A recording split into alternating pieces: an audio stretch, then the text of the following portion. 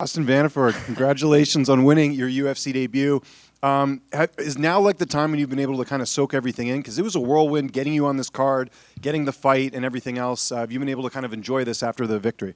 Yeah, finally. It still haven't even really gotten to enjoy too much. So once we're done here, I get to go see my family and stuff. But yeah, I would say this was which so funny being my UFC debut. This was the craziest fight week I've probably ever had. I got a call Saturday night, last Saturday, a week from today, saying someone had fallen off the card and that if I could make weight, it was my opportunity. And, of course, you get that call, and this is what I've been dreaming of. And I said yes immediately.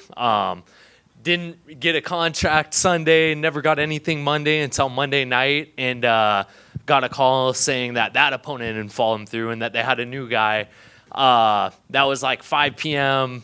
Eastern time on Monday night. By 9 p.m., I was getting my weight down. Got another call saying that guy wasn't going to make it. So I went to bed this past Monday night thinking, I wasn't going to be on the card. We had flights at 7 a.m. Tuesday morning. We had to cancel. We had maybe a thought, so we rebooked it for later on the evening Tuesday. And, thank God that I got another call saying that this guy can make it at a catch weight. And I was like, let's go. So it was a whirlwind for sure. Any nerves for this one? Because the crowd was really on your side. Like, you could hear it when you came in the cage and, even at weigh-ins yesterday. Like, how did this compare to other fights you've had? Another ironic thing, my UFC debut, everything. This was the most at peace I've been probably my entire fight career. I wanted this opportunity and I just wanted a chance and you just go out there with no fear or anything and just want to go out and compete and do everything I could to get my hand raised. And I got to ask too, at the end there with the push, you're a pretty well-mannered guy. Like, how weird was that? Like, you turn around, he's pushing you. Like, do you think he? Like, I don't even know why he did that. Was he mad at the stoppage? Wouldn't that be a referee thing? Yeah. I was saying earlier, funny enough, I had dropped the nickname "the Gentleman" for this fight, and I guess now there's a picture of me with the double bird up, but yeah, it was kind of weird. He came up. I thought he was coming up to say good fight, but I didn't really understand. He was never going to get out of the position he was in unless time ran out or the ref stopped it. So I had a good grip on him, and he got saved. He was going to get hurt even worse. And, I was landing some shots, but I was getting everything back, and I was going to go in for a hard one. So what's next? Big win here. 170, you're back at 170. That's sort of your new home now. Where are you sort of going from here after such a big victory? Just go back, stay the course, and get right back. I want to be really active this year and hopefully get back on in a month, 2 months or whatever. They got a card in Miami. Be cool to sneak on that. Get right back to work. First, we got to make a little pit stop in Vegas for Paige to slap someone up, and then we'll both be back to work. Awesome. So take me back, 2018, right? You get on Contender Series. You submit your opponent. If it was any other season, you would have got the contract. Yeah. You didn't get the contract. Obviously, you go on to have a really good career in Bellator, but, like, what was going on through your mind, like, you didn't get the contract?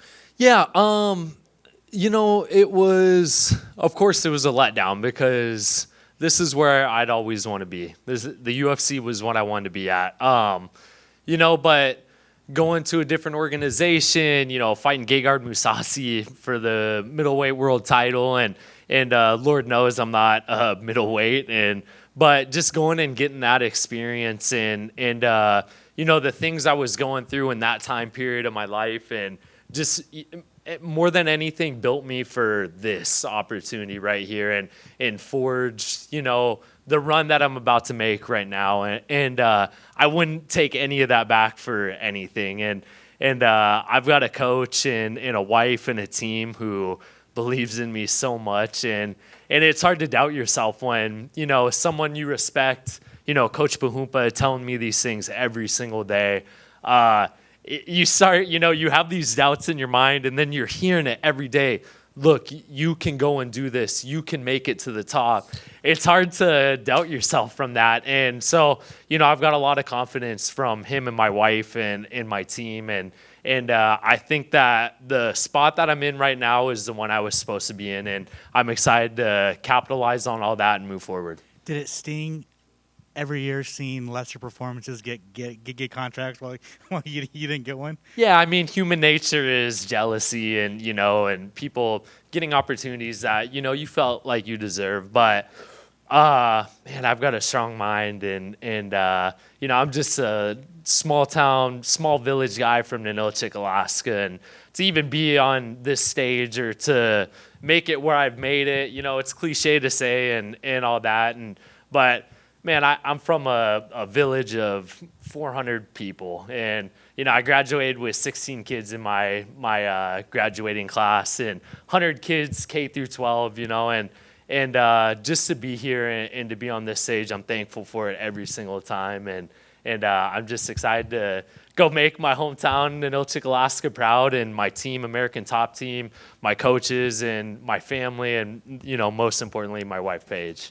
After your fight with Aaron, you took 2 years off. What were you doing in those 2 years? I was training. That fight with Aaron, the first punch I threw, I broke my hand. I had 2 operations on my hand, and we were going through some personal things in our life, and again, things that you look back on like, man, why did this happen in this time period? But it just, like I said, forged the person. And again, thank God I have the head coach I have, Bahumpa, to keep me on course. And, we just trained through it, got through it. And he led me to believe that there was going to be this point. And, here we are today.